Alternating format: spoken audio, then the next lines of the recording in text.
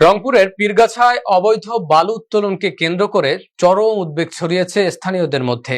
প্রশাসনের অনুমতি ছাড়াই একাধিক ড্রেজার ও শ্যালো মেশিন বসিয়ে চলছে দিন-রাত বালু উত্তোলন।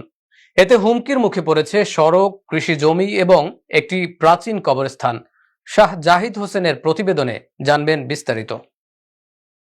রংপুরের পীরগাছায় দিন দিন বেপরোয়া হয়ে উঠেছে অবৈধ বালু উত্তোলনকারী একটি চক্র। উপজেলার ৮ নম্বর কান্দি ইউনিয়নের মাঝিপাড়া ব্রিজ সংলগ্ন এলাকায় প্রশাসনের কোনো ধরনের অনুমতি ছাড়াই বসানো হয়েছে একাধিক ড্রেজার ও শ্যালো মেশিন। এসব মেশিন দিয়ে দিন রাত সমান তালে চলছে বালু উত্তোলন। করা হচ্ছে শুধু কান্দি ইউনিয়ন নয়, তিস্তা নদী, ছাউলা ও কৈকুড়ি এলাকাতেও চলছে একই তাণ্ডব। স্থানীয়দের অভিযোগ, অপরিকল্পিত এই বালু উত্তোলনের কারণে ধসে পড়ার ঝুঁকিতে রয়েছে এলাকার একমাত্র যাতায়াতের গ্রামীণ রাস্তাটি। হুমকির মুখে পড়েছে ফসলি জমি, এমনকি বিলীন হওয়ার শঙ্কায় রয়েছে একটি প্রাচীন কবরস্থানও। প্রতিবাদ করতে গেলেই স্থানীয়দের সহ্য করতে হচ্ছে প্রাণনাশের হুমকি, যা যে কোনো সময় রক্তক্ষয়ী সংঘর্ষে রূপ নিতে পারে বলে আশঙ্কা প্রকাশ করেছেন এলাকাবাসী। ভুক্তভোগীদের দাবি, প্রশাসন দ্রুত পদক্ষেপ না নিলে থামানো যাবে না এই বালু খেকো সিন্ডিকেটকে, রক্ষা করা যাবে না জনপদ ও কৃষি জমি।